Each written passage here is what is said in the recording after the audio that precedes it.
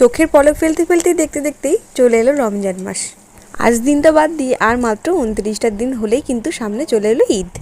আর আজ রোজার প্রথম দিন বাড়ির সকলে মিলে রোজা পালন করছি। মোটমাট ৫ জন আমরা রোজা করছি বাড়িতে। জানি না এই সময় আমার রোজা করাটা ঠিক হবে কিনা, আর এই প্রেগনেন্সির সময়টা রোজা করলে কি হয় কি না হয় আমি জানি না। তবে বাড়ির সবাই এটুকু বললো যে তোমার অসুবিধা কিছু হবে না, ওপরওয়ালার নাম নিয়ে তুমি করতে পারলে তোমার ৩০টার জায়গায় ৬০টা রোজা হবে। মানে আমি একটা রোজা করলে সঙ্গে আমার ভেতরে যে রয়েছে তারও একটা রোজা কিন্তু গুনতে হবে। সত্যি কথা বলতে কষ্ট হচ্ছে, খুবই পরিমাণে খিদে পায়, আর খেতে কিছুই পারি না, আর সমস্ত কিছুতেই মাছ মাংস সব কিছুতেই আসতে গন্ধ।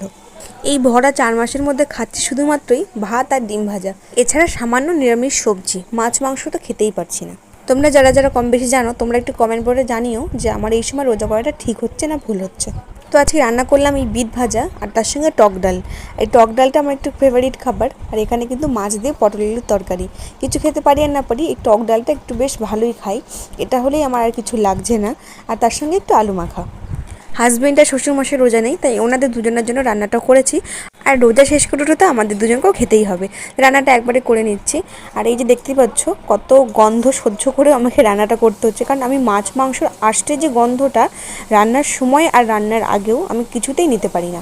ওই জন্য প্রতি সময় যখনই আমি মাছ মাংস রান্না করছি নিজের হাতেই রান্না করছি, কিন্তু আমি গন্ধ সহ্য করতে পারি না, নাকে কাপড় দিয়ে টোটাল রান্নাটা আমাকে করতে হয়।